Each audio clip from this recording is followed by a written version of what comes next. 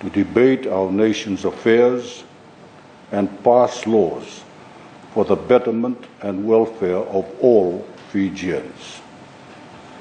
Guide us in our deliberations and grant us the wisdom to do what is just and fair. We ask you to bless our beloved nation and grant every Fijian peace, prosperity, and equal opportunity.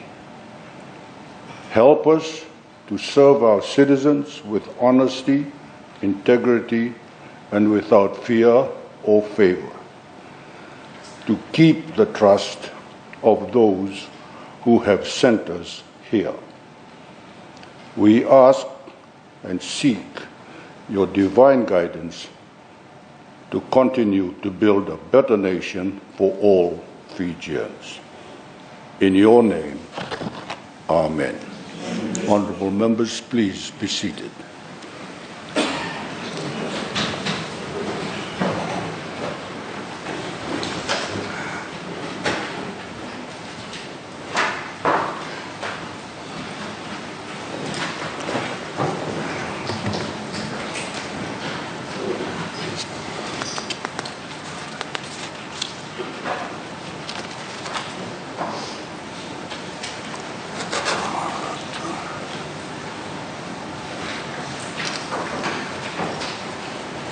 Secretary General. Confirmation of minutes. I now call upon the Leader of Government and Parliament, the Honourable Inia Sriratu, to move his motion. You have the floor. Thank you, Mr. Speaker. Mr. Speaker, I move that the minutes of the sitting of Parliament held on Friday, 24th September 2021,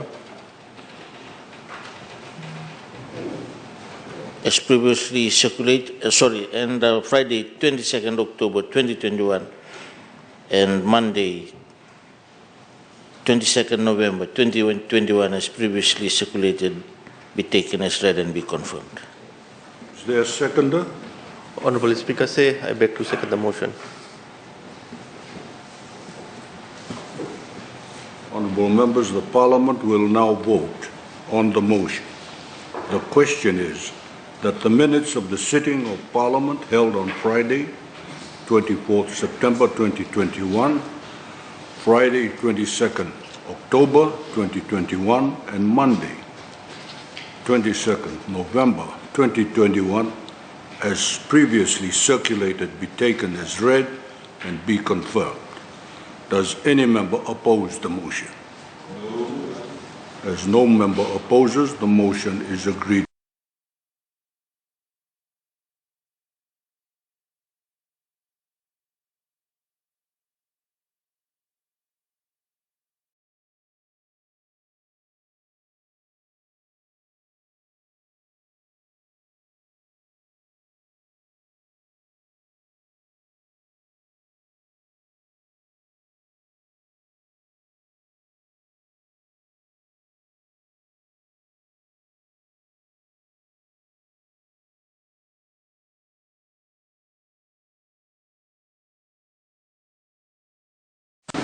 For taking an interest in the workings of your Parliament. Thank you, honourable members. We will move on.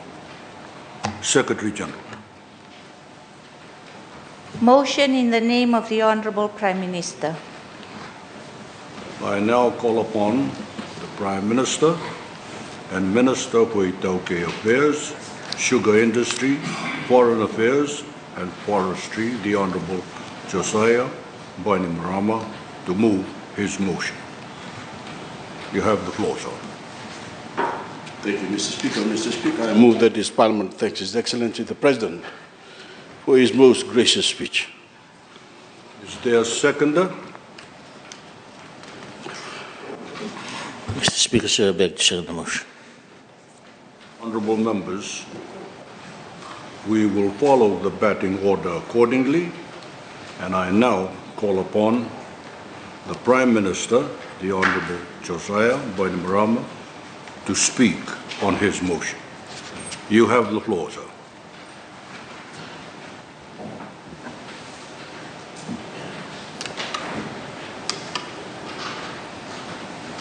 Thank you, Mr. Speaker. Mr. Speaker, I wish to thank His Excellency the President for his most gracious speech. Before I speak on His Excellency's address, I would like to congratulate our Fiji Sevens teams for their performance at the HSBC World Rugby Series, 7th Series, in Dubai over the weekend. Particularly our Fijiana, whose second place finish has shown once again, Mr. President, that they are the team to beat in women's World Rugby.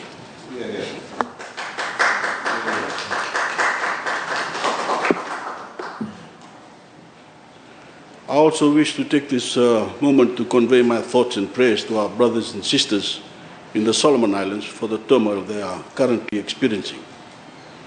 Tomorrow, Mr. Speaker, 50 Fijian troops, commanded by Major Tony Kebe, will dispatch to the Solomon Islands as part of reinforced platoon, embedded with the Australian force elements on the ground. Another 120 troops here in Fiji will remain on standby for deployment if needed to help maintain security. Mr. Speaker, His Excellency expressed strong sentiments and hard truths in his address at the opening session of the Parliament. If you are like me, you are at the same time encouraged, inspired, and admonished by His Excellency's remarks.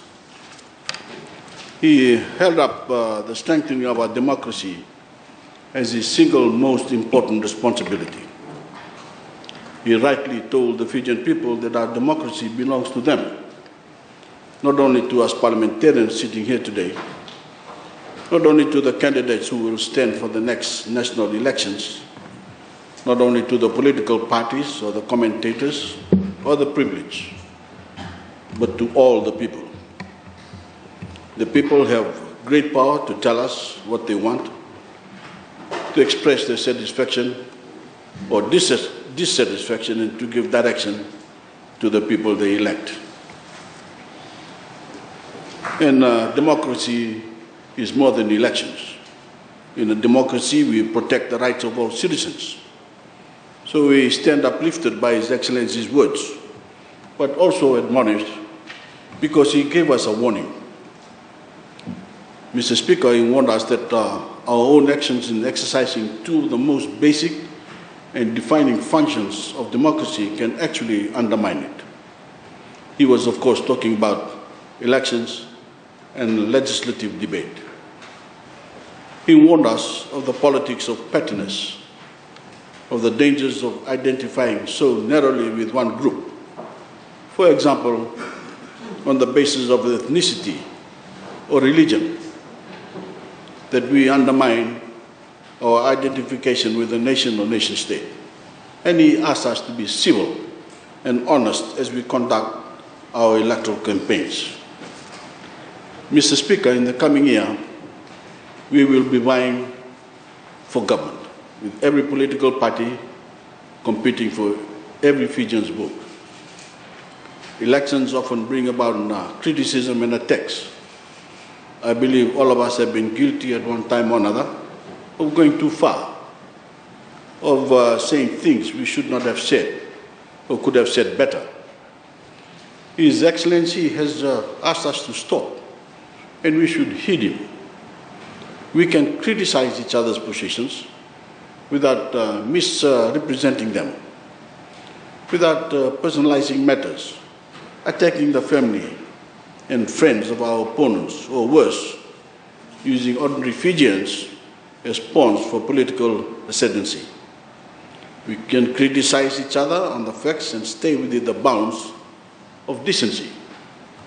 We can point out our differences without demonizing each other. Isn't it better, Mr. Speaker, that we adhere to decency, to the truth, and to a genuine battle of ideas, rather than sink to the depths of discourse to win votes at any cost? The people deserve better. They deserve facts, Mr. Speaker. Real policies backed by real budgets, so that they can make informed decisions on who is best to lead them. This is what they will continue to get from my government, Mr. Speaker. Mr. Speaker, my government has worked hard to confront the major issues and solve the major problems this country faces. We have an impressive record of reform, and we have focused on bringing stability to the country and consistency to government's policies. Everyone knows where we stand because we have stated it clearly. The economic reforms, everyone knows where we stand. The legal reforms, stated it clearly. The administrative reforms, the economic reforms, the financial reforms, commercial reforms, the administrative education reforms, the social reforms speak for themselves. The financial and commercial reforms. So does our commitment to uplift education reforms, disadvantaged Fijians speak for themselves and reduce the disparities. So does our commitment to uplift the most urban disadvantaged Fijians, and we have also confronted the disparities between crisis and urban, including terrifying cyclones, and we have also confronted the global pandemic.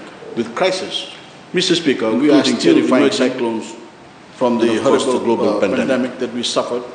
Mr. Speaker, we are still emerging from the horrible pandemic that we suffered. Businesses are rebuilding to recover. Children will soon return to school. Devastation. Our borders are businesses are rebuilding is very weak. Children will soon return to school. Are resuming. Our borders are opening to tourists is very weak. His Excellency and people everywhere that are resuming from the control of this virus. Took a national effort by government, made clear that medical community from the control of this virus. Business community took a national effort by people everywhere. The medical community, a supreme effort. The business community, government swallowed hard and took extraordinary fiscal and regulatory measures to ease the financial burden on our families and businesses. Fiscal and regulatory we disbursed some $500 million financial burden on our families and direct payments to individuals and families. We disbursed some $500 million resources in direct government revenues being gutted, because the alternative, Mr. Speaker, was to leave our citizens in a state of insecurity and eventually despair. We could not do that. Instead, we showed firm and strategic leadership and introduced decisive initiatives to get jabs in arms as fast as possible and save lives. Few countries can boast of a vaccination rate of more than 90% of our adult population. We can, because the Fijian people understood that vaccination was the key to a normal life and a thriving economy once again. But, Mr. Speaker, our work isn't over. In 2 days' time, the first tourism flight will land in Fiji in almost 2 years. We have reached this point through a careful, science-based strategy and by taking decisive steps to prepare Fiji for this opportunity. And I plan to be there at Nandi International Airport, which has been recognized as one of the most COVID-safe airports in the world, to welcome the first plane of visitors from Australia to Fiji. But, Mr. Speaker, in celebrating this progress, we must remain mindful of how we arrived there. We have come to this stage because of the serious measures we took. We also must continue, to adhere to the measures recommended by our public health professionals. To complicate matters even further, Mr. Speaker, as we all know now, a new variant has emerged. And the world's experts still do not know what its characteristics are. Is it more virulent, more transmissible, more deadly? We do not know yet. But countries have already begun closing their borders to people from a few countries in the southern region of Africa, where the variant was first discovered. Fiji has stepped up our conditions of entry for red list countries, and we must all remain serious and vigilant and keep up our guard. What does this mean for us, Mr. Speaker? First, it means that all those Fijians who are not yet vaccinated must arrange to get the jab. We are doing well. But as I said, this fight is not over.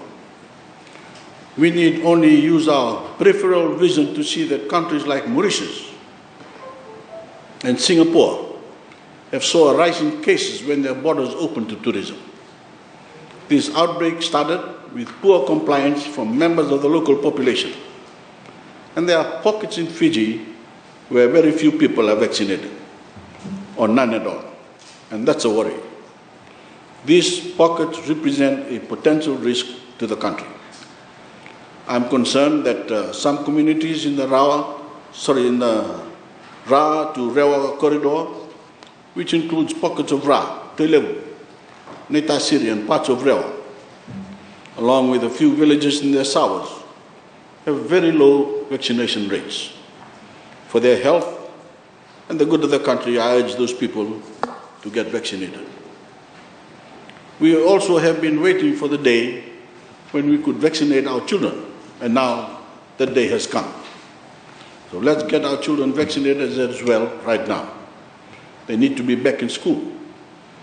15 to 17-year-olds are being vaccinated now, and soon 12 to 15-year-olds will be vaccinated as well.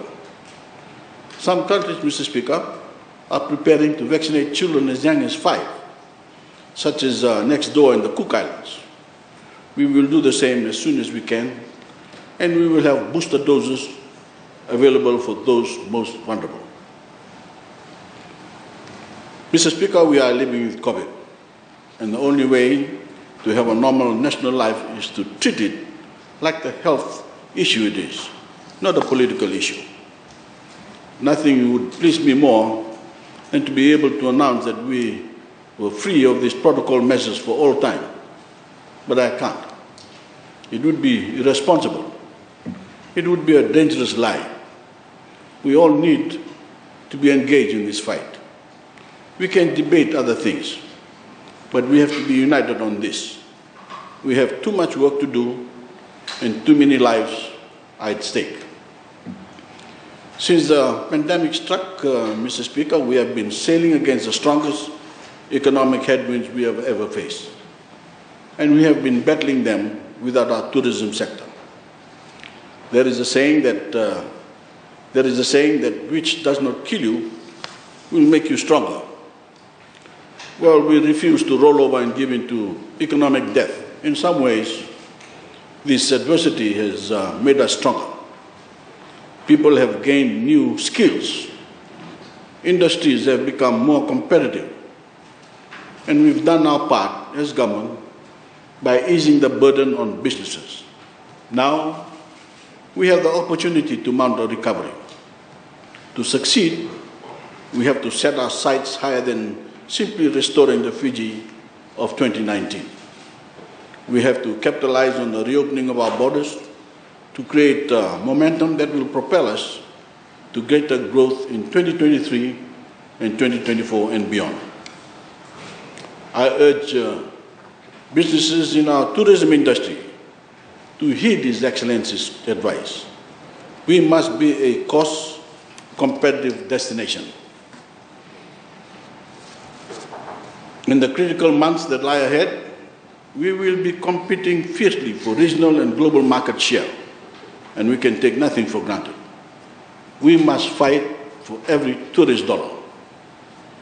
I know we will succeed, Mr. Speaker. We have done great things together before.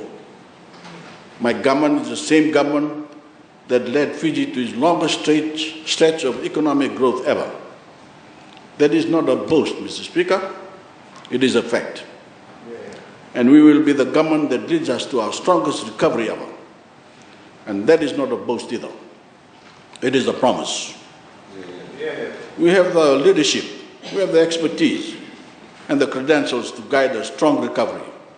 And the Fijian people have the will, ingenuity, diligence, and now the confidence to build a strong post-pandemic economy.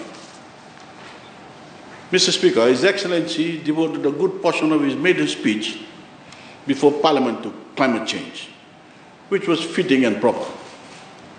Climate change and the consequences it is visiting upon us constitute the greatest threat to our people, our national economy, our national territory, our way of life, and we are not alone. This threat is staring every person on earth in the eyes. His Excellency has been deeply engaged in the issues of climate change and ocean health. He is a steward of the Great Sea Reef. He has led the people of Madwata to great awareness of the situation and greater resiliency.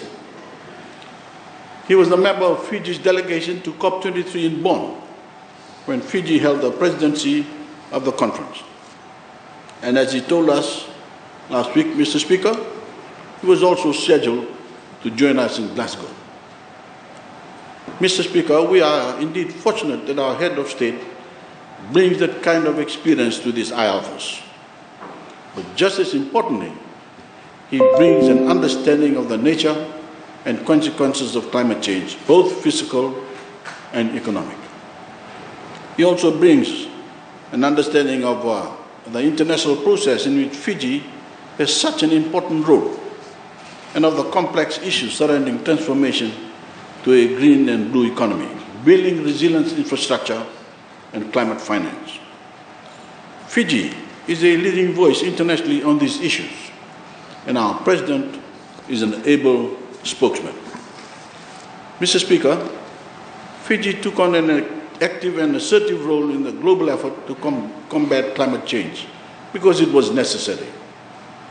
The small island developing states, particularly Fiji and our neighbors in the Pacific, were on the front lines of the climate crisis, and our voices were being drowned out as sure as the ocean was rising over our shorelines. We did not take this responsibility for international prestige. We did not take this responsibility so that we could speak at a seemingly endless stream of international conferences.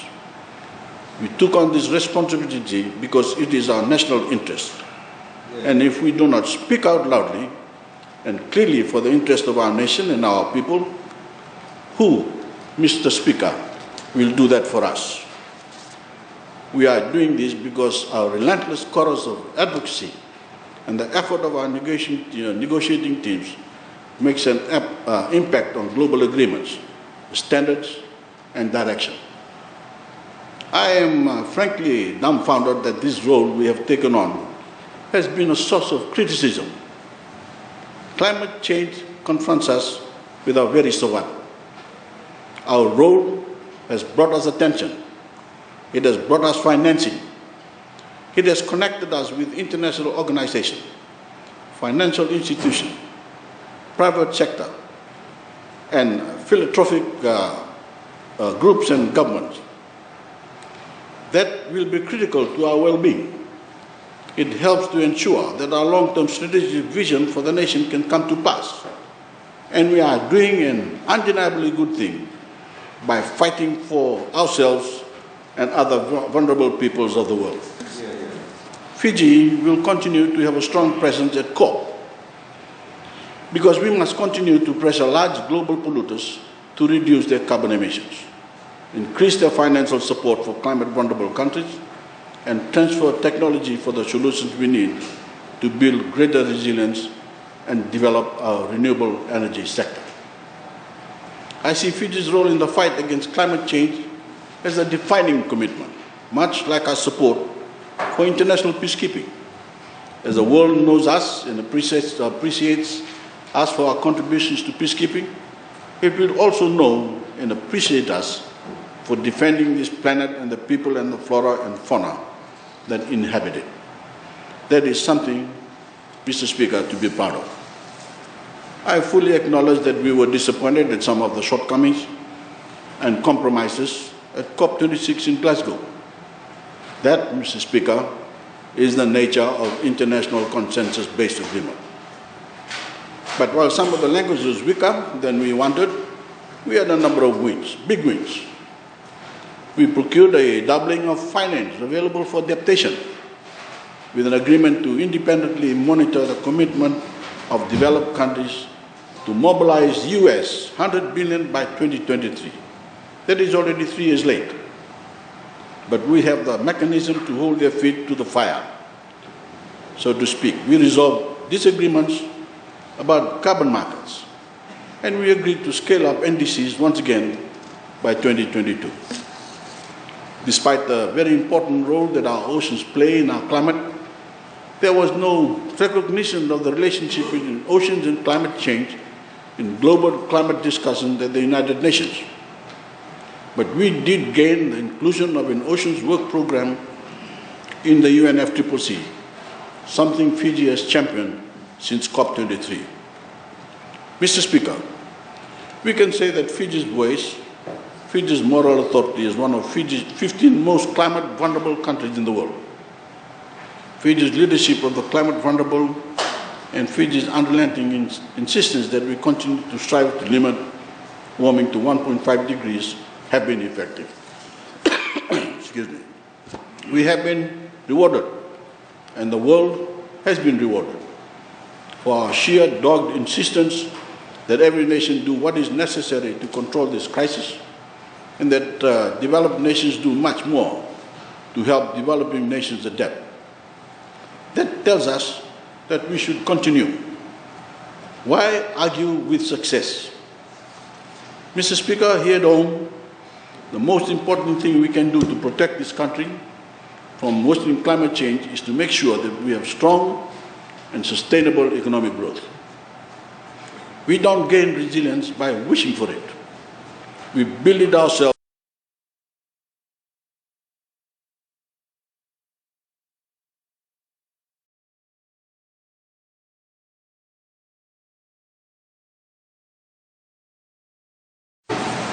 That is what builds seawalls. That is what helps move communities. That is what enables us to grow climate-resilient crops and fortify our infrastructure. That, Mr. Speaker, is what we can fund the kind of innovation that allows our society to adapt. That is what can help us recover from storms. So our focus must be on creating the stability, confidence, and consistency that drive powerful economic growth. Mr. Speaker, His Excellency has already demonstrated that he has the capacity